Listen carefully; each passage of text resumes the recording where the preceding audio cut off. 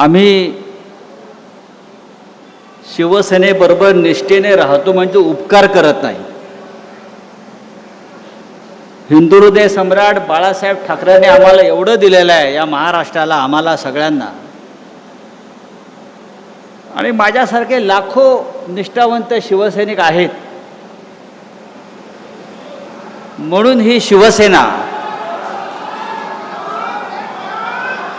म्हणून ही शिवसेना अनेक संकटामध्ये, वादळामध्ये उभी आहे.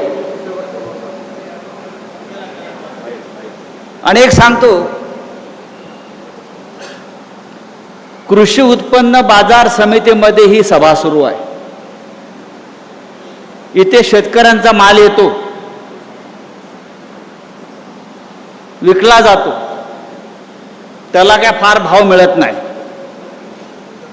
पण 15 दिवसापूर्वी इथे एक माल आला आणि 50 कोटीला विकला गेला. तुमचा खासदार